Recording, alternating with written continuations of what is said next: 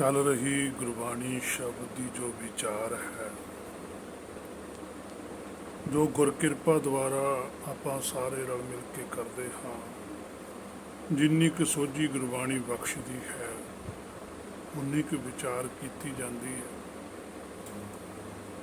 अज का जो साहिब का फरमान है जिसकी विचार आपां करांगे,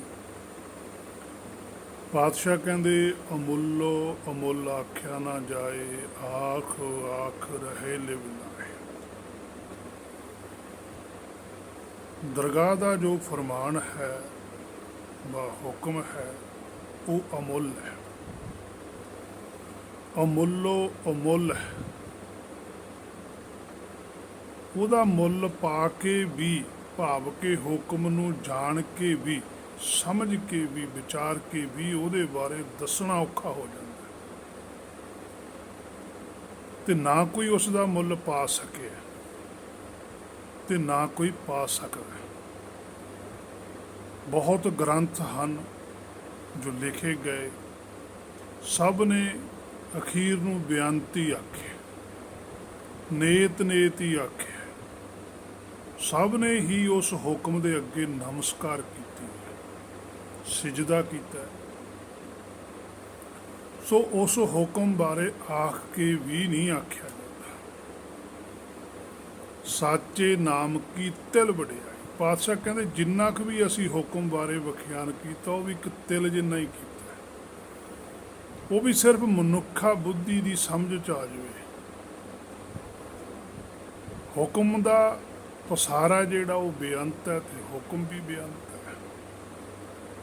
आख थके कीमत नहीं, बड़ा कुछ आख्या गया है, हुक्म बारे बहुत कुछ दसिया गया है, पर उसका मुल नहीं पाया जा सकता। कोई ये नहीं कह सकता भी यही हुक्म है। बस जिन्हें हुक्म जान लिया उन्हें हुक्म की व्याख्या की, ਉਹਨੂੰ ਸਮਝਣਾ ਪੈਂਦਾ, ਉਹਦੇ ਅਨੁਸਾਰ ਚੱਲਣਾ ਪੈਂਦਾ, ਸੁਰਤ ਫਿਰ ਆਪ ਹੀ ਉਸੇ ਸਰੂਪ ਨੂੰ ਧਾਰਨ ਕਰ ਜਾਂਦੀ। ਸੋ ਅਮੁੱਲ ਹੈ, ਅਕਥ ਹੈ, ਅਗੰਮ ਹੈ। ਜਿਹੜਾ ਵੀ ਉਸ ਹੁਕਮ ਬਾਰੇ ਕੁਛ ਆਖਦਾ, ਪਾਤਸ਼ਾਹ ਕਹਿੰਦੇ ਆਖ ਆਖ ਰਹੇ ਲਿਵ ਲਾਏ। ਉਹ ਗੁਣ ਗਾਇਨ ਕਰੀ ਜਾ ਰਹੇ, ਜਿਵੇਂ ਜਿਵੇਂ ਉਸ ਹੁਕਮ ਦੀ ਵਿਆਖਿਆ ਕਰਦੇ ਤਿਵੇਂ ਤਿਵੇਂ ਉਹਨਾਂ ਦੀ ਲਿਵ ਹੈ ਜਿਹੜੀ ਉਹ ਜੁੜਦੀ ਜਾਂਦੀ ਹੈ। ਉਹ ਇਸ ਕਰਕੇ ਹੀ ਵਾਰ-ਵਾਰ ਹੁਕਮ ਦੇ ਵਿੱਚ ਚੱਲਦੇ ਆ ਕਿ ਸਾਡੀ ਜਿਹੜੀ ਸੁਰਤ ਆ ਟੁੱਟੇ ਹੀ ਨਾ, ਹੁਕਮ ਦੇ ਵਿੱਚ ਹੀ ਰਹੇ, ਭਾਣੇ ਵਿੱਚ ਹੀ ਰਹੇ। ਸੋ ਜਿਨ੍ਹਾਂ ਨੂੰ ਉਹ ਹੁਕਮ ਸੁਣਦਾ ਤਾਂ ਹੀ ਚੱਲਿਆ ਜਾ ਸਕਦਾ। ਜੇ ਹੁਕਮ ਸੁਣੂਗਾ, ਜੇ ਹੁਕਮ ਸੁਣਦਾ ਹੀ ਨਹੀਂ ਫਿਰ ਚੱਲੂ ਜੀਵ ਕਿਵੇਂ। ਸੋ ਉਹੀ ਹੁਕਮ ਹੈ ਜਿਹੜਾ ਉਹ ਨਾਮ ਹੈ, ਉਹ ਉਹਨਾਂ ਨੂੰ ਵਿਸਰਦਾ ਨਹੀਂ। ਜਦੋਂ ਹੁਕਮ ਤੋਂ ਮਾੜ ਜਾ ਕੇ ਵੀ ਸੁਰਤ ਪਰੇ ਹੁੰਦੀ ਹੈ ਤਾਂ ਇੰਜ ਲੱਗਦਾ ਵੀ ਜਿਵੇਂ ਸੰਸਾਰ ਦੇ ਵਿੱਚੋਂ ਸਰੀਰ ਖਤਮ ਹੋ ਜਾਣ ਨੂੰ ਅਸੀਂ ਮਰਨਾ ਮੰਨਦੇ ਹਾਂ। ਇਸੇ ਤਰ੍ਹਾਂ ਉਹ ਜੀਵ ਮੰਨਦੇ ਵੀ ਹੁਣ ਸਾਡੀ ਮੌਤ ਹੋ ਗਈ, ਕਿ ਅਸੀਂ ਹੁਕਮ ਤੋਂ ਮਾੜ ਜਾ ਪਰੇ ਹੋਏ। ਜਦੋਂ ਹੁਕਮ ਦੇ ਵਿੱਚ ਚੱਲਦੇ ਆ ਫਿਰ ਜੀਵਨ ਹੈ, ਆਖਾਂ ਜੀਵਾਂ ਵਿਸਰੈ ਬਣ। ਉਹੀ ਗੁਣ ਗਿਆਨ ਵਿਚਾਰੀ ਹੈ। ਜਿਵੇਂ ਜਿਵੇਂ ਗੁਣਾਂ ਨੂੰ ਧਾਰਨ ਕੀਤਾ ਜਾਂਦਾ ਹੈ ਗਿਆਨ ਦੇ ਦੁਆਰਾ, ਉਹਨਾਂ ਦੀ ਵਿਚਾਰ ਕੀਤੀ ਜਾਂਦੀ ਹੈ, ਤਿਵੇਂ ਤਿਵੇਂ ਜਿਹੜੀ ਸੁਰਤ ਹੈ, ਲਿਵ ਹੈ, ਉਹ ਜੁੜਦੀ ਰਹਿੰਦੀ ਹੈ। ਕਹਿਣੇ ਵਾਲੇ ਤੇਰੇ ਰਹੇ ਸਮਾਏ, ਜਿਹੜੇ ਵੀ ਹੁਕਮ ਦਾ ਵਿਖਿਆਨ ਕਰਦੇ ਆ ਉਹ ਹੁਕਮ 'ਚ ਸਮਾਏ ਰਹਿੰਦੇ ਆ, ਤਾਂ ਹੀ ਉਹਦਾ ਵਿਖਿਆਨ ਹੁੰਦਾ। ਭਾਵ ਕਿ ਉਹ ਹੁਕਮ ਦਾ ਹੀ ਸਰੂਪ ਧਾਰਨ ਕਰ ਜਾਂਦੇ, ਉਹ ਹੁਕਮ ਰੂਪ ਹੀ ਹੋ ਜਾਂਦੇ, ਸ਼ਬਦ ਰੂਪ ਹੋਏ ਜਾਵੇਂਗੇ। ਜਿਵੇਂ ਇੱਕ ਨਮਕ ਦੀ ਡਲੀ ਨੂੰ ਆਪਾਂ ਚੱਕ ਕੇ ਸਮੁੰਦਰ 'ਚ ਸਿੱਟ ਦਈਏ ਵੀ ਜਾ ਤੂੰ ਜਾ ਕੇ ਸਮੁੰਦਰ ਦਾ ਅੰਤ ਪਾ ਕੇ ਆ, ਉਹਦਾ ਸਿੱਟਦੀ ਸਾਰੀ ਖੁੱਲ ਜਾਂਦੀ ਹੈ, ਕਿਵੇਂ ਅੰਤ ਪਾਵੇਗੀ। ਸੋ ਹੇ ਮੇਰੇ ਮਨਾ, ਉਹਦੇ ਗੁਣ ਗਾਉਣੇ, ਉਹਦੀ ਰਜਾ ਵਿੱਚ ਰਹਿਣਾ, ਉਹਦੇ ਭਾਣੇ ਵਿੱਚ ਰਹਿਣਾ, ਇਹ ਬਹੁਤ ਜ਼ਰੂਰੀ ਹੈ। ਹੋਰ ਕੋਈ ਤਰੀਕਾ ਨਹੀਂ ਹੈ ਮਨ ਨੂੰ ਸ਼ੁੱਧ ਕਰਨ ਦਾ। ਗੁਣ ਗਾਵਤ ਤੇਰੀ ਉੱਤਰ ਸਮੈਣ, ਜਿਹੜੀ ਜਨਮ ਜਨਮਾਂਤਰਾਂ ਦੀ ਮੈਲ ਲੱਗੀ ਆ, ਸਰੀਰ ਮਿਲੇ ਹੋਏ ਨੇ, ਇਹ ਸਰੀਰਾਂ ਤੋਂ ਖਹਿੜਾ ਤਾਂ ਛੁੱਟੇਗਾ, ਇਹਨਾਂ ਵਾਸ਼ਨਾਵਾਂ ਤੋਂ ਖਹਿੜਾ ਤਾਂ ਛੁੱਟੇਗਾ, ਵਿਕਾਰਾਂ ਤੋਂ ਖਹਿੜਾ ਤਾਂ ਛੁੱਟੇਗਾ ਜੇ ਗੁਣ ਗਾਵੋ।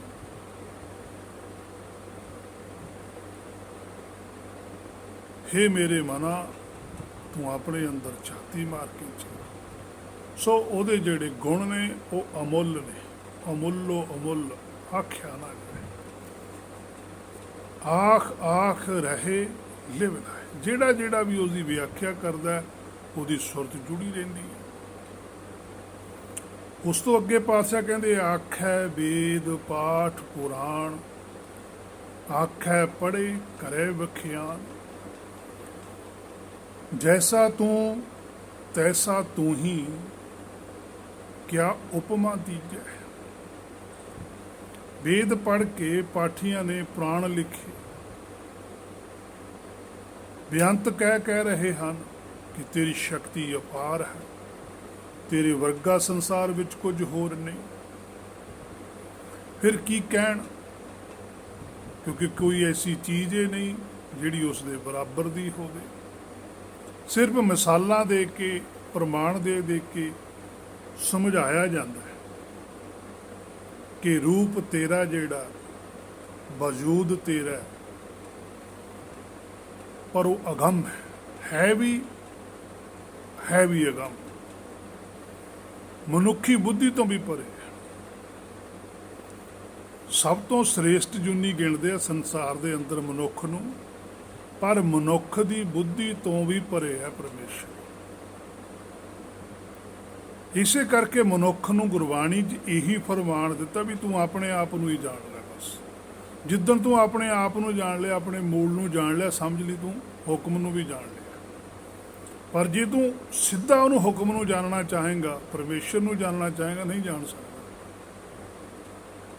ਆਪ ਸਵਾਰੇ ਕਹਿੰਦੇ ਬਸ ਤੂੰ ਆਪਣੇ ਆਪ ਨੂੰ ਸੰਵਾਰ ਲਾ, ਸਮਝ ਲਈ ਮੈਂ ਮਿਲਿਆ, ਵੀ ਮੈਂ ਹੀ ਮਿਲ ਗਿਆ। ਮਨ ਤੂੰ ਜੋਤ ਸਰੂਪ ਹੈ, ਆਪਣਾ ਮੂਲ ਪਛਾਣ। ਮਨ ਹਰ ਜੀ ਤੇਰੇ ਨਾਲ ਹੈ, ਗੁਰਮਤੀ ਰੰਗ ਮਾਰ। ਸੋ ਤੇਰਾ ਰੂਪ ਅਗੰਮ ਹੈ, ਰੂਪ ਉਹਦਾ ਹੈ ਪਰ ਉਹ ਅਗੰਮ ਹੈ। ਅਨੂਪ ਤੇਰਾ ਦਰਸਾਰਾ, ਉਹ ਅਨੂਪ ਹੈ। ਉਹਦੇ ਨਾਲ ਦਾ ਇਸ ਸੰਸਾਰ ਦੇ ਵਿੱਚ ਕੋਈ ਚੀਜ਼ ਹੈ ਹੀ ਨਹੀਂ, ਕਿਉਂਕਿ ਸੰਸਾਰ 'ਚ ਜਿਹੜੀ ਵੀ ਚੀਜ਼ ਸਭ ਤੋਂ ਸ੍ਰੇਸ਼ਟ ਹੈ, ਕੀਮਤੀ ਹੈ, ਉਹ ਵੀ ਖਤਮ ਹੁੰਦੀ ਹੈ। ਜਿਹਦਾ ਰੂਪ ਸੰਸਾਰ 'ਚ ਸਭ ਤੋਂ ਸੋਹਣਾ ਹੈ, ਉਹ ਵੀ ਖਤਮ ਹੁੰਦਾ ਹੈ। ਪਰ ਪਰਮੇਸ਼ਰ ਹੈ ਜਿਹੜਾ, ਉਹ ਖਤਮ ਨਹੀਂ ਹੁੰਦਾ। ਸੋ ਕਹਿ ਨਹੀਂ ਸਕਦੇ, ਦੱਸਿਆ ਨਹੀਂ ਜਾ ਸਕਦਾ, ਫਿਰ ਵੀ ਦੱਸਿਆ ਭਗਤਾਂ ਨੇ, ਬੋਲੇ ਨੇ, ਜਿੰਨਾ ਕੁਛ ਨੇ ਬੁਲਾਇਆ। ਪਰ ਦੱਸ ਕੇ ਵੀ ਆਖਿਆ ਵੀ ਉਸ ਬਾਰੇ ਦੱਸਿਆ ਵੀ ਨਹੀਂ ਜਾ ਸਕਦਾ। ਦੱਸਿਆ ਵੀ ਹੈ, ਦੱਸਿਆ ਵੀ ਨਹੀਂ ਜਾ ਸਕਦਾ।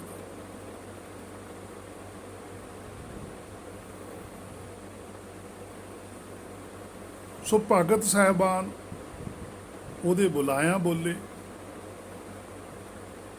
ਬੜਾ ਕੁਛ ਉਹਨਾਂ ਨੇ ਗੁਰਬਾਣੀ ਦੇ ਅੰਦਰ ਸਾਨੂੰ ਸੋਝੀ ਬਖਸ਼ੀ, ਪਰ ਨਾਲ ਉਹਨਾਂ ਨੇ ਬੇਅੰਤ ਆਖਿਆ ਕਿ ਭਾਈ ਜਿੰਨਾ ਕੁਛ ਵੀ ਅਸੀਂ ਤੁਹਾਨੂੰ ਦੱਸਿਆ ਉਹ ਇੱਕ ਬੁਝਾਰਤ ਦੇ ਰੂਪ ਵਿੱਚ ਹੈ, ਇਹ ਤੁਹਾਨੂੰ ਹੀ ਬੁੱਝਣਾ ਪਵੇਗਾ। ਅਸੀਂ ਵੀ ਬੁੱਝਿਆ ਹੀ ਹੈ, ਤੁਸੀਂ ਵੀ ਬੁੱਝਣਾ ਪਵੇਗਾ। ਹੁਕਮ ਬੂਝ, ਹੁਕਮ ਹੈ ਹੀ ਬੁੱਝਣ ਦਾ ਵਿਸ਼ਾ।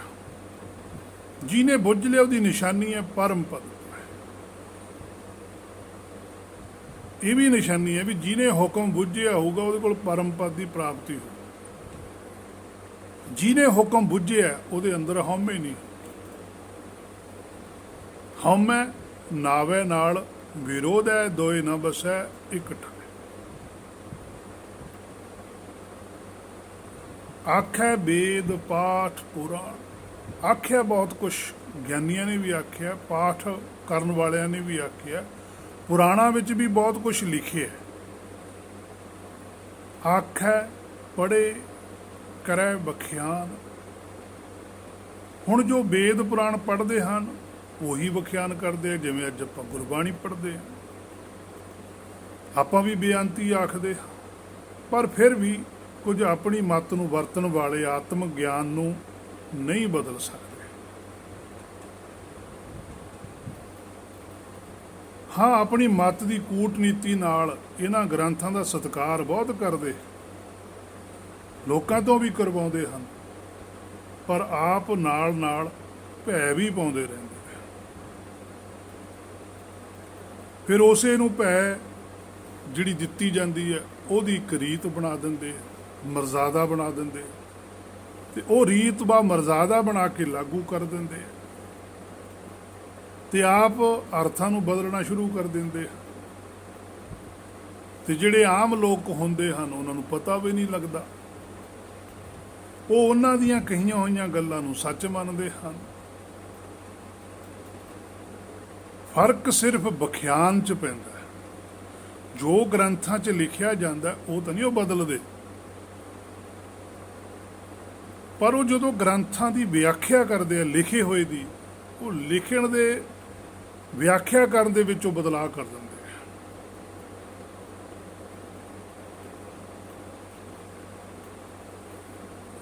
ਕਿਉਂਕਿ ਜੇ ਗ੍ਰੰਥ 'ਚੋਂ ਉਹ ਕੁਝ ਚੇਂਜ ਕਰਦੇ ਆ ਤਾਂ ਫਿਰ ਤਾਂ ਰੌਲਾ ਪੈ ਜਾਂਦਾ। ਤੇ ਜਦੋਂ ਵਿਆਖਿਆ ਕਰਦੇ ਆ, ਵਿਆਖਿਆ ਦੇ ਵਿੱਚ ਕੋਈ ਰੌਲਾ ਨਹੀਂ ਪਾਉਂਦਾ। ਅੱਲਾ ਕਹਿੰਦਾ ਵੀ ਸਾਡੀ ਆਪਣੀ ਭਾਵਨਾ ਜੀ। ਬੜੇ ਢੰਗ ਨੇ ਇਹਨਾਂ ਦੇ ਕੋਲ ਨਿਕਲਣ ਦੇ, ਪਰ ਇਹਨਾਂ ਨੂੰ ਘੇਰਦਾ ਸਿਰਫ ਗੁਰਮੁਖੀ ਹੈ। ਘੇਰਿਆ ਭਗਤਾਂ ਨੇ ਹੀ ਆਖੇ ਹੀ ਉਹਨਾਂ ਨੂੰ, ਘੇਰਿਆ ਪਾਤਸ਼ਾਹੀਆਂ ਹੀ ਨਹੀਂ ਆਖੇ, ਉਹਨਾਂ ਨੇ ਨਹੀਂ ਕੋਈ ਲਿਹਾਜ਼ ਕੀਤੀ। ਸੋ ਅੱਜ ਸਿੱਖ ਮੱਤ ਹੈ, ਉਸ ਵੇਲੇ ਉਹ ਮੱਤਾਂ ਸੀਗੀਆਂ। ਅੱਜ ਸਿੱਖ ਮੱਤ ਵਿੱਚ ਵੀ ਇਹੋ ਕੁਝ ਹੋ ਰਿਹਾ। ਅਸੀਂ ਵੀ 99% ਉਹ ਗੱਲਾਂ ਮੰਨਦੇ ਹਾਂ ਜਿਹੜੀਆਂ ਗੁਰਬਾਣੀ 'ਚ ਬਦਲੀਆਂ ਗਈਆਂ ਨੇ। ਲਿਖਿਆ ਜ਼ਰੂਰ ਗੁਰਬਾਣੀ 'ਚ ਹੋਇਆ, ਪਰ ਉਹਦੀ ਵਿਆਖਿਆ ਹੋਰ ਹੋ ਗਈ। ਅਸੀਂ ਕਿਹੜਾ ਖੁਦ ਗੁਰਬਾਣੀ ਵਿਚਾਰਦੇ। ਹਾਂ, ਇਹ ਰਮਜ਼ਾਂ ਤਾਂ ਗੁਰਬਾਣੀ ਵਿਚਾਰ ਕੇ ਹੀ ਖੁੱਲ੍ਹਦੀਆਂ ਨੇ, ਕਿਉਂਕਿ ਸਾਡੇ ਅੰਦਰ ਡਰ ਹੀ ਐਸਾ ਪਾਇਆ ਗਿਆ। ਈਵਨ ਕਿ ਸਭ ਤੋਂ ਵੱਡਾ ਤਾਂ ਡਰ ਇਹ ਪਾਤਾ ਕਿ ਗੁਰਬਾਣੀ ਸ਼ੁੱਧ ਪੜ੍ਹੋ। ਫਿਰ ਹੁਣ ਕਿਸੇ ਕੋਲ ਕੀ ਗਰੰਟੀ ਹੈ ਵੀ ਕਿਹੜਾ ਬੰਦਾ ਸ਼ੁੱਧ ਪੜ੍ਹਦਾ?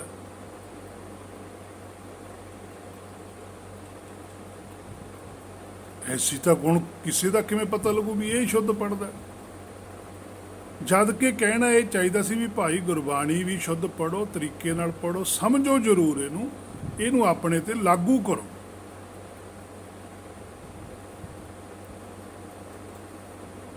ਪਰ ਭੈ ਆ, ਹੁਣ ਕੀ ਕੀਤਾ ਜਾਵੇ। ਸੋ ਜਿੰਨੇ ਵੀ ਬੁਝਾਰਤ ਹੈ, ਜਦੋਂ ਅਸੀਂ ਗੁਰਬਾਣੀ ਤੋਂ ਪੜ੍ਹਾਂਗੇ, ਗੁਰਬਾਣੀ ਨੂੰ ਸਮਝਾਂਗੇ, ਵਿਚਾਰਾਂਗੇ, ਫਿਰ ਖੁੱਲੂਗੀ। ਇਕੱਲਾ ਪੜ੍ਹ ਕੇ ਕੁਛ ਨਹੀਂ ਪਤਾ ਲੱਗਦਾ। ਤੇ ਜਾਂ ਫਿਰ ਅਸੀਂ ਕਈ ਵਾਰ ਵਿਰੋਧ ਤੋਂ ਡਰ ਜਾਂਦੇ ਹਾਂ, ਚੁੱਪ ਕਰ ਜਾਂਦੇ।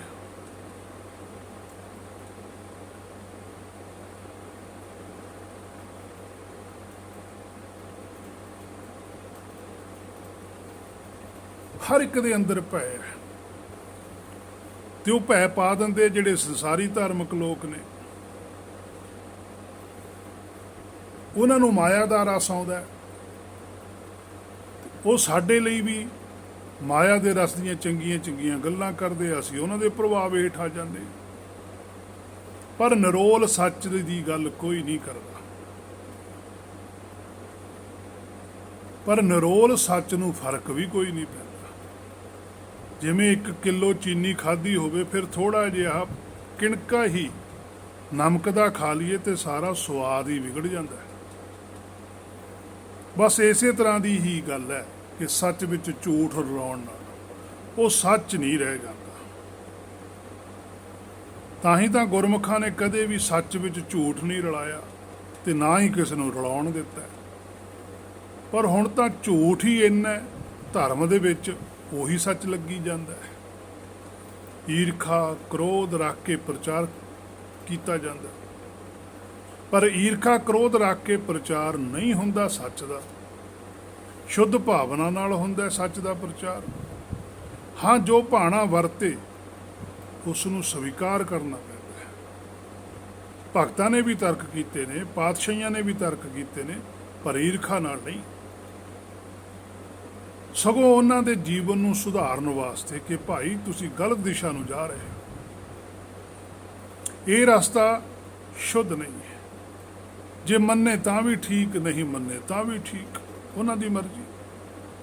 ਅੱਜ ਵੀ ਸਾਡੇ ਜਿਹੜੇ ਗੁਰਮਤ ਦੇ ਪ੍ਰਚਾਰਕ ਹਨ ਉਹ ਆਖਦੇ ਹਨ ਕਿ ਤੁਸੀਂ ਗਲਤ, ਆ ਵੀ ਗਲਤ, ਪਰ ਠੀਕ ਤਾਂ ਦੱਸੋ।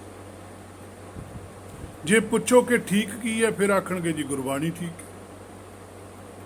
ਉਹ ਭਾਈ ਗੁਰਬਾਣੀ ਨੂੰ ਤਾਂ ਕੋਈ ਗਲਤ ਨਹੀਂ ਕਹਿੰਦਾ ਜੀ। ਇਤਿਹਾਸ ਗਲਤ, ਫਿਰ ਅਸਲੀ ਇਤਿਹਾਸ ਕਿਹੜਾ ਹੈ ਉਹ ਵੀ ਦੱਸੋ। ਫਿਰ ਕਹਿਣਗੇ ਜੀ ਗੁਰਬਾਣੀ ਨਾਲ ਪਰਖ ਕੇ ਦੇਖੋ। ਭਾਈ ਜੇ ਅਸੀਂ ਗੁਰਬਾਣੀ ਨਾਲ ਪਰਖਣਾ ਜਾਣਦੇ ਹੁੰਦੇ ਤਾਂ ਹੁਣ ਤੱਕ ਗਲਤ ਕਿਉਂ ਪੜ੍ਹਦੇ ਤੇ ਸੁਣਦੇ। ਅਸਲ ਪਤਾ ਹੀ ਨਹੀਂ ਕਿ ਸੱਚ ਕੀ ਹੈ, ਝੂਠ ਕੀ ਹੈ। ਜਦੋਂ ਪਤਾ ਲੱਗ ਗਿਆ ਕਿ ਆਹ ਸੱਚ ਹੈ, ਫਿਰ ਉਹ ਹੀ ਸ਼ੇਰ ਵਾਂਗੂ ਹੁਕਦਾ। ਤਾਂ ਹੀ ਗੁਰਬਾਣੀ 'ਚ ਗੁਰਮੁਖਾਂ ਨੂੰ ਸ਼ੇਰ ਕਿਹਾ। ਸ਼ੇਰ ਨਹੀਂ ਕਿਸੇ ਦਾ ਭੈ ਰੱਖਦਾ। ਗੁਰਬਾਣੀ 'ਚ ਬਚਨ ਹੈ ਪਾਤਸ਼ਾਹ ਦਾ, ਸਿੰਘ ਰੁਚੈ ਸਦ ਭੋਜਨ ਮਾਸ। ਸੱਚ ਝੂਠ ਸਾਹਮਣੇ ਵਿਖਾ ਦਿੰਦਾ। ਮੈਦਾਨ ਦੇ ਵਿੱਚ ਆ ਕੇ ਸੂਰਮਾ ਹੀ ਗੱਜਦਾ। ਅਸਲ ਵਿੱਚ ਉਹੀ ਧਰਮ ਦਾ ਸਹੀ ਵਿਖਿਆਨ ਕਰਦਾ। ਜੇ ਕਿਸੇ ਨੂੰ ਸ਼ੰਕਾ ਹੋਵੇ ਤਾਂ ਨਿਵਾਰਨ ਕਰਦਾ, ਉਹ ਵੀ ਪ੍ਰੇਮ ਦੇ ਨਾਲ, ਸ਼ੁੱਧ ਭਾਵਨਾ ਦੇ ਨਾਲ, ਈਰਖਾ ਰੱਖ ਕੇ ਨਹੀਂ ਕਰਦਾ। ਆਖੈ ਪੜ੍ਹੇ ਕਰੇ ਬਖਿਆ, ਉਹ ਉਹੀ ਕੁਛ ਆਖਦਾ ਜੋ ਉਹਨੇ ਪੜ੍ਹਿਆ। ਉਹ ਆਪਣੇ ਕੋਲੋਂ ਕੋਈ ਵਿਖਿਆਨ ਨਹੀਂ ਕਰਦਾ, ਕਿਉਂਕਿ ਉਹਨੇ ਸੱਚ ਪੜ੍ਹਿਆ ਹੁੰਦਾ। ਹੁਣ ਪੜ੍ਹਦੇ ਤਾਂ ਅਸੀਂ ਵੀ ਗੁਰਬਾਣੀ ਆ, ਪਰ ਅਸੀਂ ਗੁਰਬਾਣੀ ਦਾ ਵਿਖਿਆਨ ਸੱਚ ਨਹੀਂ ਕਰਦੇ। ਅਸੀਂ ਕਿਤੇ ਨਾ ਕਿਤੋਂ ਭੈ ਰੱਖ ਕੇ ਗੱਲ ਕਹਿੰਦੇ, ਪਰ ਸਾਨੂੰ ਰੱਖਣੀ ਪੈਂਦੀ ਹੈ ਭੈ, ਕਿਉਂਕਿ ਸਾਡੇ ਕੋਲ ਅਸਲੀਅਤ ਨਹੀਂ ਹੈ, ਨਿਰੋਲ ਸੱਚ ਨਹੀਂ ਹੈ।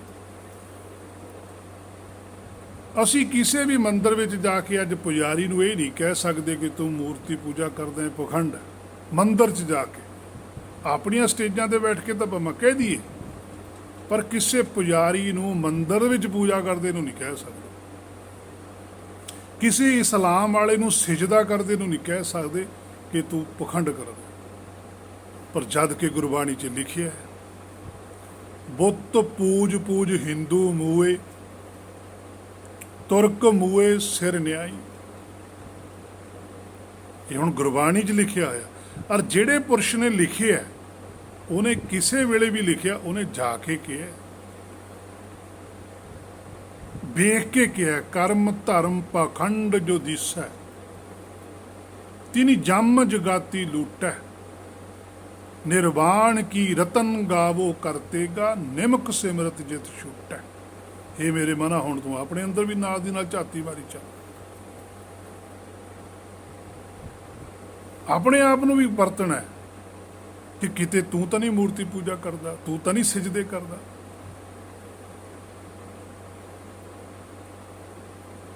ਹਰ ਇੱਕ ਗੱਲ ਨੂੰ ਵਿਚਾਰਨਾ ਪਊਗਾ। ਪਹਿਲਾਂ ਆਪਣੇ ਆਪ ਨੂੰ ਵਿਚਾਰਨਾ ਪੈਂਦਾ। ਉਹਨਾਂ ਨੇ ਪਹਿਲਾਂ ਆਪਣੇ ਆਪ ਨੂੰ ਸਵਾਰਿਆ, ਆਪ ਸਵਾਰਿਆ। ਪਹਿਲਾਂ ਉਹਨਾਂ ਨੇ ਆਪਣੇ ਆਪ ਨੂੰ ਸ਼ੁੱਧ ਕੀਤਾ ਵੀ ਕੱਲ੍ਹ ਨੂੰ ਸਾਡੇ ਤੇ ਕੋਈ ਸਵਾਲ ਨਾ ਖੜਾ ਕਰ ਦੇਵੇ। ਜੇ ਸਾਡੇ ਤੇ ਸਵਾਲ ਖੜਾ ਹੋ ਗਿਆ ਫਿਰ ਤਾਂ ਅਸੀਂ ਕੱਚੇ ਰਹਿ ਗਏ। ਪ੍ਰਥਮੇ ਮਨ ਪ੍ਰਬੋਧ ਹੈ ਆਪਣਾ, ਪਹਿਲਾਂ ਮਨ ਨੂੰ ਆਪਣੇ ਨੂੰ ਪ੍ਰਬੋਧ ਕੀਤਾ, ਪਾਛੇ ਅਵਰ ਰਿਜਾਵੇ, ਫੇਰ ਬਾਹਰ ਆਇਆ।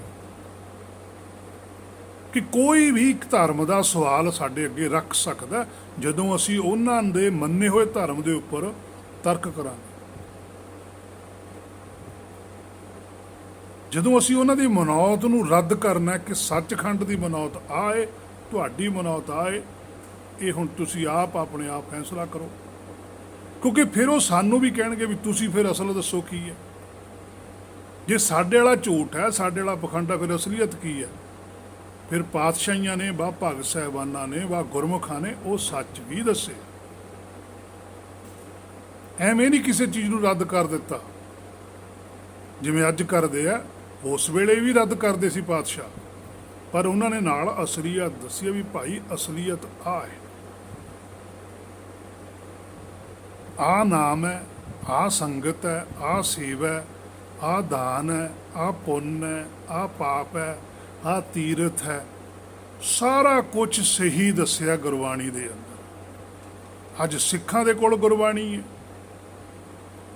ਪਰ ਸਿੱਖ ਉਸ ਗੁਰਬਾਣੀ 'ਚ ਦੱਸੇ ਹੋਏ ਇਹ ਸਾਰੇ ਸੁਗਿਆਨ ਦਾ ਉਲਟ ਇਸਤੇਮਾਲ ਕਰਦੇ ਆ।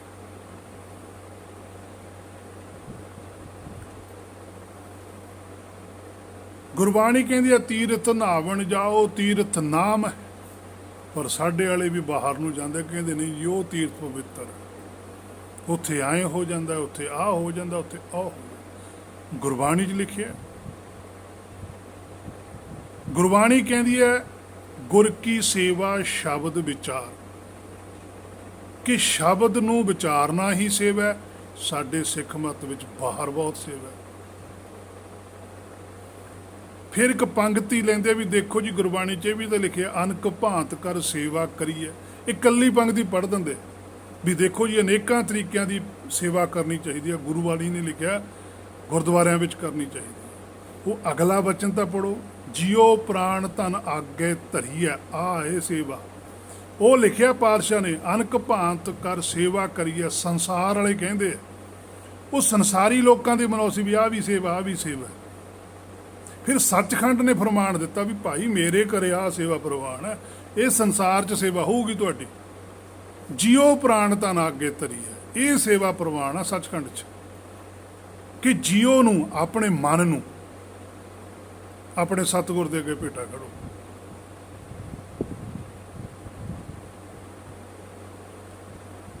ਇਹ ਹੈ ਬੋਲੀ ਹੈ ਸੱਚ ਧਰਮ, ਆਪਣੇ ਮਨ ਨੂੰ ਆਪਣੇ ਮੂਲ ਦੇ ਅੱਗੇ ਭੇਟਾ ਕਰ ਦੇਣਾ।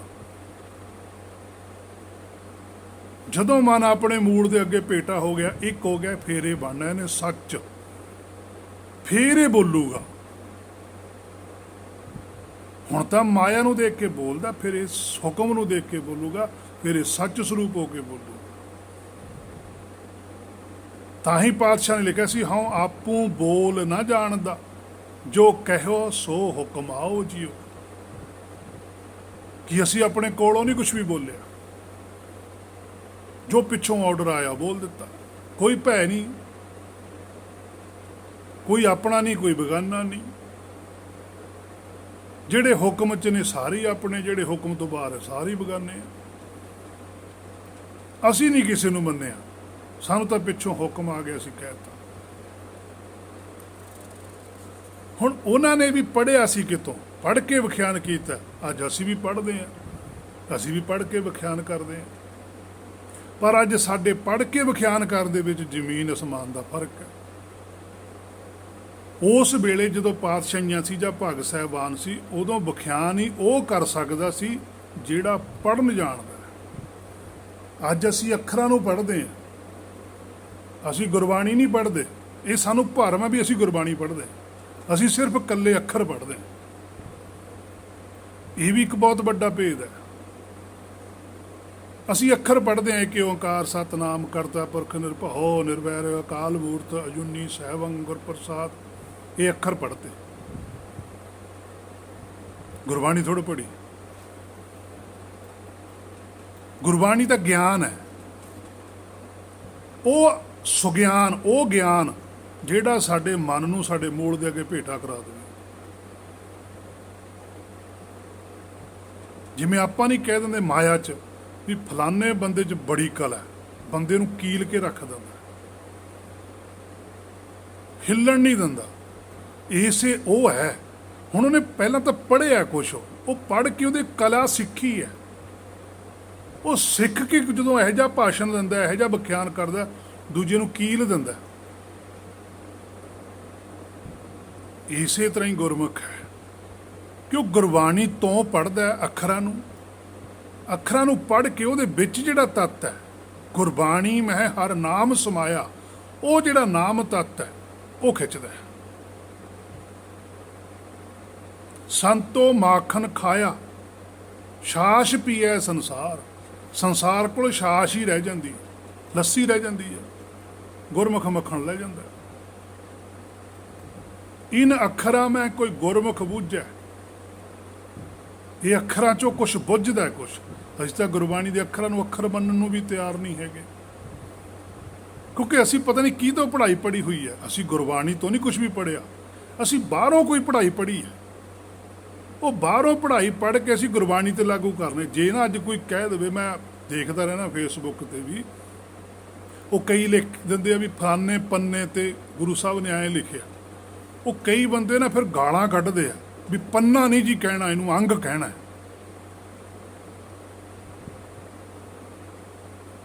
ਬੜੀ ਹੈਰਾਨੀ ਹੁੰਦੀ ਹੈ ਵੀ ਤੁਸੀਂ ਤਾਂ ਹਜੇ ਇੱਥੇ ਹੀ ਖੜੇ ਹੋ, ਤੁਸੀਂ ਬ੍ਰਹਮ ਦੇ ਗਿਆਨ 'ਚ ਕਿੱਥੋਂ ਚਲੇ ਜਾਓਗੇ। ਮੁਸ਼ਕਿਲ ਹੈ, ਤੁਹਾਨੂੰ ਕੋਈ ਲਿਜਾ ਵੀ ਨਹੀਂ ਸਕਦਾ, ਕਿਉਂਕਿ ਤੁਸੀਂ ਤਾਂ ਇਹਨਾਂ ਚੀਜ਼ਾਂ 'ਚ ਹੀ ਫਸੇ ਹੋਏ ਹੋ। ਜਿੰਨਾ ਚਿਰ ਇਹਨਾਂ ਚੀਜ਼ਾਂ 'ਚੋਂ ਨਹੀਂ ਨਿਕਲਦੇ ਉਨਾ ਚਿਰ ਤਾਂ ਮੁਸ਼ਕਿਲ ਹੈ। ਇਸੇ ਕਰਕੇ ਗੁਰਬਾਣੀ ਦੇ ਵਿੱਚ ਵੀ ਆਰਡਰ ਹੈ ਵੀ ਇਸ ਗੁਰਬਾਣੀ ਦੀ ਵਿਆਖਿਆ ਵੀ ਉਹੀ ਕਰ ਸਕਦਾ ਜਿਹੜਾ ਆਪ ਉਹਨਾਂ ਚੀਜ਼ਾਂ ਤੋਂ ਪਰੇ ਹੈ। ਈਵਨ ਕਿ ਸਾਰੇ ਸੰਸਾਰ ਦੀ ਮਾਇਆ ਤੋਂ ਪਰੇ ਹੋਵੇ, ਉਹ ਵਿਆਖਿਆ ਕਰ ਸਕਦਾ ਹੈ। ਉਹ ਵਿਆਖਿਆ ਕਰਨ ਤੋਂ ਪਹਿਲਾਂ ਸਾਨੂੰ ਹੁਕਮ ਹੈ, ਆਰਡਰ ਹੈ, ਸਾਨੂੰ ਉਪਦੇਸ਼ ਹੈ, ਬੇਨਤੀ ਹੈ ਵੀ ਭਾਈ ਤੁਸੀਂ ਵਿਚਾਰ ਕਰੋ। ਇਸ ਗੱਲ ਤੇ ਵਿਚਾਰ ਕਰਨੀ ਚਾਹੀਦੀ ਹੈ ਵੀ ਜੀ ਤੁਸੀਂ ਪੰਨਾ ਕਾਹਤੇ ਕਹਿੰਦੇ ਹੋ, ਵੀ ਅੰਗ ਕਿਉਂ ਕਹਿੰਦੇ ਆ। ਇਹ ਤਾਂ ਹੈ ਵਿਚਾਰ ਕਿ ਪੰਨਾ ਕਹਿਣਾ ਜਾਇਜ਼ ਹੈ ਜਾਂ ਅੰਗ ਕਹਿਣਾ ਜਾਇਜ਼ ਹੈ। ਜੇ ਅੰਗ ਆਪਾਂ ਕਹਿੰਦੇ, ਆਪਾਂ ਨੂੰ ਕੱਲ ਨੂੰ ਕੋਈ ਦੂਜੀ ਮੱਤ ਵਾਲਾ ਪੁੱਛ ਲਵੇ, ਆਪਾਂ ਕੀ ਜਵਾਬ ਦੇਵਾਂਗੇ? ਕਿਉਂਕਿ ਅੱਜ ਤੋਂ 100-150 ਸਾਲ ਪਹਿਲਾਂ ਪੰਨਾ ਹੀ ਕਹਿੰਦੇ ਸੀ, ਫਲਾਣੇ ਪੰਨੇ ਤੇ ਲਿਖਿਆ ਗਿਆ। ਪਹਿਲਾਂ ਤਾਂ ਕਿ ਇਸ ਗ੍ਰੰਥ ਦਾ ਵੀ ਨਾਂ ਹੋਰ ਸੀ, ਆਦਿ ਬੀੜ ਕਹਿੰਦੇ ਸੀ ਪਹਿਲਾਂ ਨੂੰ। ਪੁਰਾਣੇ ਸਰੂਪਾਂ ਦੇ ਉੱਪਰ ਲਿਖਿਆ ਵੀ ਮਿਲੂਗਾ ਤੁਹਾਨੂੰ ਆਦਿ ਬੀੜ। ਹੌਲੀ ਹੌਲੀ ਚੇਂਜ ਹੁੰਦਾ ਚਲਾ ਗਿਆ। ਉਹ ਅਸੀਂ ਆਪ ਆਪਣੀ ਮਰਜ਼ੀ ਨਾਲ ਚੇਂਜ ਕਰਦੇ ਆਏ ਹੋਏ ਹਾਂ, ਪਾਤਸ਼ਾਹੀਆਂ ਨੇ ਨਹੀਂ ਲਿਖਿਆ। ਅਸੀਂ ਉਹਨੂੰ ਸਤਿਕਾਰ 'ਚ ਲੈ ਗਏ, ਪਰ ਅਸੀਂ ਇਹ ਨਹੀਂ ਦੇਖਿਆ ਕਿ ਇਹਦੇ ਨਾਲ ਸਾਨੂੰ ਬ੍ਰਹਮ 'ਚ ਕੀ ਫਰਕ ਪੈਂਦਾ। ਜੇ ਅਸੀਂ ਆਪਣੇ ਬਜ਼ੁਰਗ ਦਾ ਸਤਿਕਾਰ ਕਰੀਏ, ਕੱਪੜੇ ਧੋਤੇ ਮਿਲਣ, ਉਹਨੂੰ ਰੋਟੀ ਪਾਣੀ ਸਾਰਾ ਕੁਝ ਦੇਈ ਚੱਲੀਏ, ਪਰ ਜਿਹੜਾ ਉਹਦੇ ਹਿਰਦੇ 'ਚ ਬੈਠਾ ਬ੍ਰਹਮ ਹੈ, ਉਹ ਜਦੋਂ ਸਾਨੂੰ ਕਹਿੰਦਾ ਵੀ ਕਾਕਾ ਮੈਨੂੰ ਆਹ ਚੀਜ਼ ਲਿਆ ਦੇ, ਉਦੋਂ ਅਸੀਂ ਉਹਨੂੰ ਜਵਾਬ ਦੇ ਦਈਏ ਵੀ ਨਹੀਂ ਇਹ ਨਹੀਂ ਮਿਲਣੀ, ਇਹ ਨਹੀਂ ਹੋਣਾ, ਹੋ ਸਕਦਾ, ਆਏ ਨਹੀਂ ਹੋ ਸਕਦਾ। ਫਿਰ ਉਹ ਬਜ਼ੁਰਗ ਤੇ ਕੀ ਬੀਤੂਗੇ? ਕੀ ਉਹ ਬਜ਼ੁਰਗ ਨੂੰ ਪਾਏ ਹੋਏ ਕੱਪੜੇ ਵਧੀਆ ਲੱਗਣਗੇ? ਉਹਦੇ ਮੂਹਰੇ ਛੱਤੀ ਪਦਾਰਥ ਦੇ ਭੋਜਨ ਵਧੀਆ ਲੱਗਣਗੇ?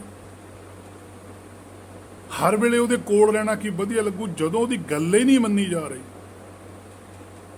ਔਰ ਸਾਨੂੰ ਵੀ ਆਰਡਰ ਹੈ ਗੁਰਬਾਣੀ ਦੇ, ਮਤਲਬ ਗੁਰ ਕਿਹਾ ਸਾ ਕਾਰ ਕਮਾਵੋ, ਕਿ ਸਾਡੀ ਗੱਲ ਮੰਨਿਓ।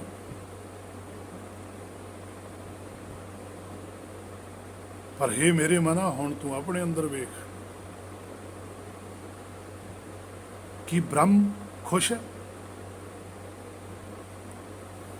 ਉਹ ਚੀਜ਼ ਵਿਖਿਆਨ ਕਰਨੀ ਸੀ ਜਿਹੜੀ ਗੁਰਬਾਣੀ ਨੇ ਆਰਡਰ ਦਿੱਤਾ ਹੈ। ਔਰ ਜਿੰਨਾ ਚਿਰ ਵਿਖਿਆਨ ਦਾ ਨਹੀਂ ਪਤਾ ਲੱਗਦਾ ਉਨਾ ਚਿਰ ਪੜ੍ਹੋ, ਵਿਚਾਰੋ। ਤਾਂ ਹੀ ਲਿਖਿਆ ਆਖਾ ਪੜ੍ਹੈ। ਕਹਿੰਦੇ ਜੋ ਕੁਛ ਵੀ ਤੁਸੀਂ ਆਖਣਾ ਉਹ ਪਹਿਲਾਂ ਪੜ੍ਹ ਲਿਓ ਚੰਗੀ ਤਰ੍ਹਾਂ, ਪੜ੍ਹ ਕੇ ਫੇਰ ਉਹਦਾ ਵਿਖਿਆਨ ਕਰਿਓ।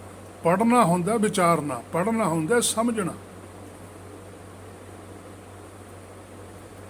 ਕੱਲੀ ਕੱਲੀ ਗੱਲ ਨੂੰ ਵਿਚਾਰਨਾ ਕਿ ਕੋਈ ਗੱਲ ਗੁਰਬਾਣੀ ਦੀ ਇਸ ਤਰ੍ਹਾਂ ਦੀ ਨਾ ਕੀਤੀ ਜਾਵੇ ਜਿਹਦੇ ਨਾਲ ਸੱਚਖੰਡ ਦੀ ਨਾਰਾਜ਼ਗੀ ਹੋ ਜਾਵੇ। ਸੰਸਾਰ 'ਚ ਕਿਸੇ ਨੂੰ ਕੁਝ ਨਹੀਂ ਪਤਾ ਵੀ ਇੱਥੇ ਜੇ ਕੁਛ ਮਰਜ਼ੀ ਸੁਣਾਈ ਚਲੋ, ਇੱਥੇ ਤਾਂ ਲੋਕ ਬਹੁਤ ਖੁਸ਼ ਹੋ ਜਾਂਦੇ ਆ ਵੀ ਬਹੁਤ ਸੋਹਣਾ ਜੀ ਕਥਾ ਕੀਰਤਨ ਕੀਤਾ, ਬੜਾ ਵਧੀਆ ਵਿਖਿਆਨ ਕੀਤਾ, ਬੜੀ ਸੋਹਣੀਆਂ ਸਾਖੀਆਂ ਸੁਣਾਈਆਂ। ਜਿਹੜੇ ਕਹਿੰਦੇ ਆ ਬਹੁਤ ਸੋਹਣਾ ਸੁਣਾ, ਜਦੋਂ ਉਹਨਾਂ ਨੂੰ ਵੀ ਕੋਈ ਪੁੱਛ ਲਵੇ ਵੀ ਭਾਈ ਆਹ ਸ਼ਬਦ ਪੜ੍ਹਿਆ ਸੀ। ਮੈਨੂੰ ਇੱਕ ਮਾਨ ਸਿੰਘ ਜੀ ਝੌਰ ਕਥਾਵਾਚਕ ਹੋਏ ਨੇ, ਉਹਨਾਂ ਦੀ ਗੱਲ ਬੜੀ ਮੇਰੇ ਦਿਲ ਨੂੰ ਲੱਗੀ।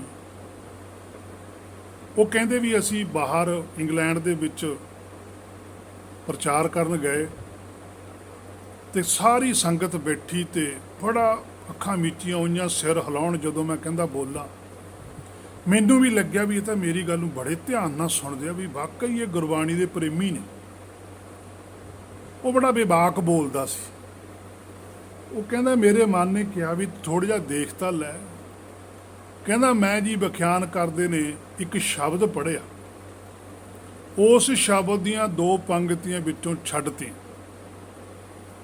ਸ਼ਬਦ ਪੜ੍ਹਤਾ। ਉਹ ਲੋਕ ਫੇਰ ਉਸੇ ਤਰ੍ਹਾਂ ਹੀ ਨੇ।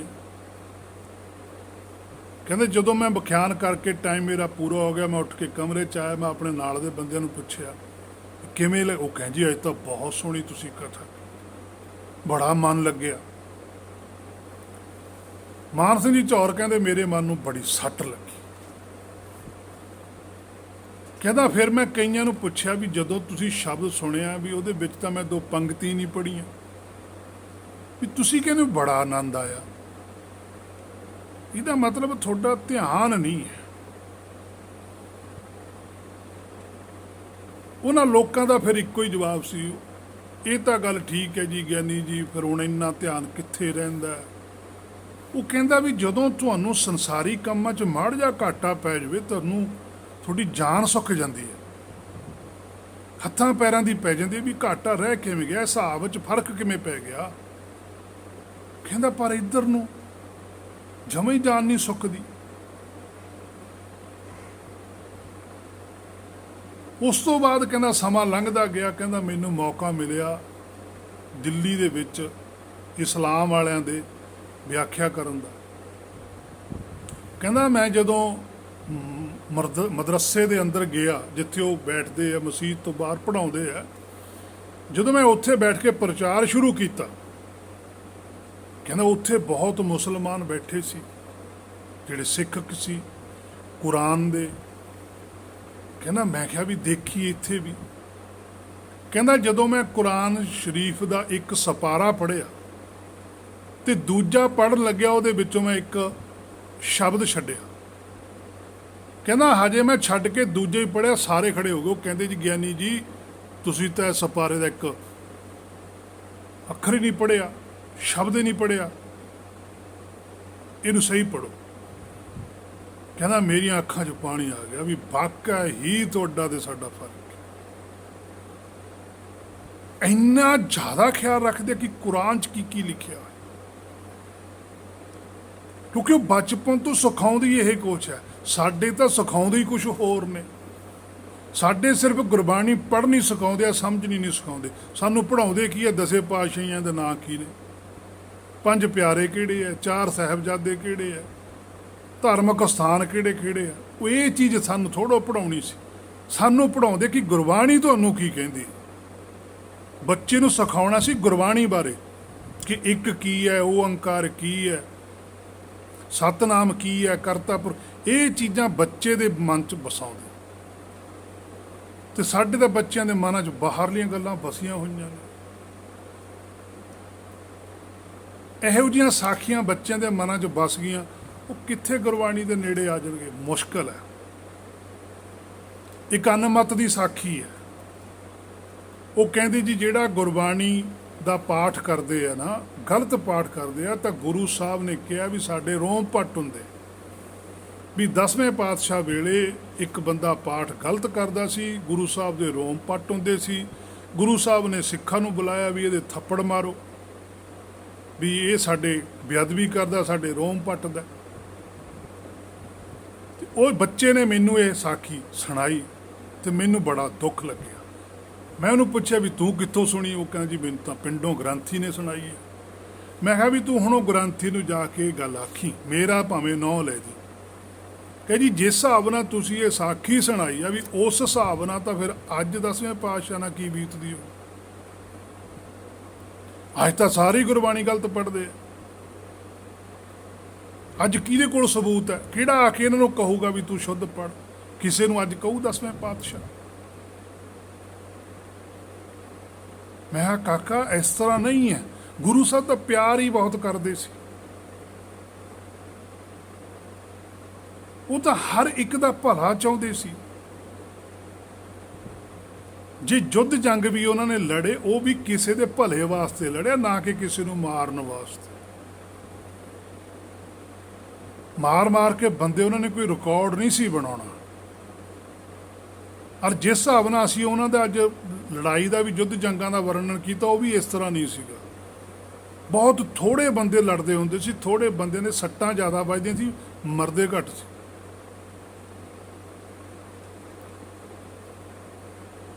ਕਹਿੰਦਾ ਜੀ ਇਸ ਤਰ੍ਹਾਂ ਨਹੀਂ ਹੁੰਦਾ। ਮੈਂ ਕਿਹਾ ਕਾਕਾ ਐ ਨਹੀਂ ਹੁੰਦਾ। ਗੁਰੂ ਸਾਹਿਬ ਤਾਂ ਸਾਨੂੰ ਬਹੁਤ ਪਿਆਰ ਕਰਦੇ ਆ। ਜੇ ਕੋਈ ਗੁਰਬਾਣੀ ਗਲਤ ਵੀ ਪੜ੍ਹਦਾ, ਗੁਰੂ ਸਾਹਿਬ ਤਾਂ ਆਪ ਉਹਨੂੰ ਆ ਕੇ ਮਦਦ ਕਰਦੇ ਆ, ਉਹਦੀ ਦੱਸਦੇ ਆ ਵੀ ਕਾਕਾ ਬੱਚਾ ਇੱਥੋਂ ਐਂ ਪੜ੍ਹ। ਮੈਂ ਕਿਹਾ ਉਹ ਕੁੱਟਣਗੇ ਥੋੜ੍ਹਾ। ਜੇ ਤੂੰ ਹੁਣ ਕਲਾਸ ਵਿੱਚ ਪੜ੍ਹਦਾ ਹੋਵੇਂ, ਤੈਨੂੰ ਕੋਈ ਟੀਚਰ ਆ ਕੇ ਕੁੱਟੇ ਤੇ ਤੂੰ ਗੁੱਸਾ ਨਹੀਂ ਮਨਾਏਗਾ? ਕਹਿੰਦਾ ਜੀ ਮਨਾਊਂਗਾ। ਮੈਂ ਕਿਹਾ ਜੇ ਤੈਨੂੰ ਟੀਚਰ ਦੱਸੇ ਵੀ ਤੂੰ ਕਾਕਾ ਇੱਥੋਂ ਗਲਤ ਪੜ੍ਹਦਾ, ਇਹਨੂੰ ਇਸ ਤਰੀਕੇ ਨਾਲ ਪੜ੍ਹ, ਫਿਰ ਤੂੰ ਖੁਸ਼ ਨਹੀਂ ਹੋਵੇਂਗਾ? ਕਹਿੰਦਾ ਹਾਂ ਬਾਈ ਜੀ, ਫਿਰ ਤਾਂ ਮੈਂ ਖੁਸ਼ ਹੋਊਂਗਾ। ਮੈਂ ਕਿਹਾ ਵੀ ਗੁਰੂ ਸਾਹਿਬ ਨਹੀਂ ਇਸ ਤਰ੍ਹਾਂ ਹੈਗੇ। ਉਹ ਬੱਚਾ ਹੈਰਾਨ ਹੋ ਗਿਆ ਮੇਰੀ ਗੱਲ ਸੁਣ ਕੇ। ਮੈਂ ਕਿਹਾ ਇਸ ਤਰ੍ਹਾਂ ਨਹੀਂ ਕਦੇ ਵੀ ਸੋਚਣਾ। ਰੋਮਾਂ ਨਾਲ ਗੁਰੂ ਸਾਹਿਬ ਦਾ ਕੋਈ ਸੰਬੰਧ ਨਹੀਂ ਹੈ। ਸਤਿਗੁਰੂ ਸਭਨਾਂ ਦਾ ਭਲਾ ਮਨਾਏਦਾ, ਉਹ ਤਾਂ ਸਾਡਾ ਹਰ ਵੇਲੇ ਭਲਾ ਚਾਹੁੰਦੇ। ਉਹਨੇ ਤਾਂ ਆਪਣੇ ਸਰੀਰ ਤੇ ਤਕਲੀਫਾਂ ਝੱਲੀਆਂ ਸਾਡੇ ਵਾਲੇ ਵਾਸਤੇ। ਅਸੀਂ ਪਤਾ ਨਹੀਂ ਕਿੱਥੋਂ ਕਿੱਥੋਂ ਸਾਖੀਆਂ ਬਣਾ ਕੇ ਉਹਨਾਂ ਬੱਚਿਆਂ ਦੇ ਦਿਮਾਗ 'ਚ ਵਸਾਤੀ। ਹੁਣ ਬੱਚੇ ਦੇ ਦਿਮਾਗ 'ਚੋਂ ਕਿਵੇਂ ਨਿਕਲੂ? ਛੋਟੇ ਬੱਚਿਆਂ ਨੂੰ ਜੇ ਸਿਖਾਉਣਾ ਹੀ ਆ, ਗੁਰਬਾਣੀ ਦੀ ਸੋਝੀ ਦਿਓ, ਜਿਹੜੀ ਕਿ ਉਹਦੇ ਨਾਲ ਜਾਣੀ ਹੈ, ਬਾਕੀ ਚੀਜ਼ਾਂ ਨਾਲ ਨਹੀਂ ਜਾਂਦੀਆਂ। ਬਾਕੀ ਸਾਨੂੰ ਫਿਰਕਾ ਪ੍ਰਸਤੀ 'ਚ ਪਾ ਦਿੰਦੀਆਂ ਨੇ, ਨਫ਼ਰਤ 'ਚ ਪੈਦਾ ਕਰ ਦਿੰਦੀਆਂ ਸਾਡੇ ਅੰਦਰ। ਗੁਰਬਾਣੀ ਸਾਨੂੰ ਪ੍ਰੇਮ ਪੈਦਾ ਕਰਨ ਦੀ ਗੱਲ ਕਰਦੀ ਹੈ। ਇਹੀ 10ਵੇਂ ਪਾਤਸ਼ਾਹ ਆਪਣੀ ਗੁਰਬਾਣੀ 'ਚ ਲਿਖਦੇ ਆ, ਜਿਨ ਪ੍ਰੇਮ ਕੀਓ ਤਿਨ ਹੀ ਪ੍ਰਭ ਪਾਇਓ। ਫਿਰ ਉਹ ਪੁਰਸ਼ ਕਿਵੇਂ ਨਫ਼ਰਤ ਸਿਖਾ ਦੂ, ਕਿਵੇਂ ਥੱਪੜ ਮਰਵਾ ਦੂ?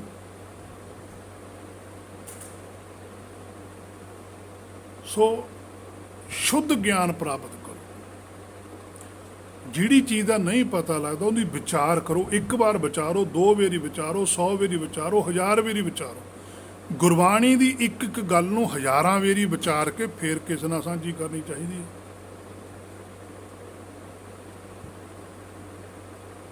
ਕਿਉਂਕਿ ਗੁਰਬਾਣੀ ਸਾਡੇ ਆਤਮਿਕ ਜੀਵਨ ਹੈ, ਆਨੰਦ ਤੈ ਦੇ ਵਿੱਚ, ਬਾਕੀ ਸਾਰਾ ਕੁਝ ਪਖੰਡ ਹੈ।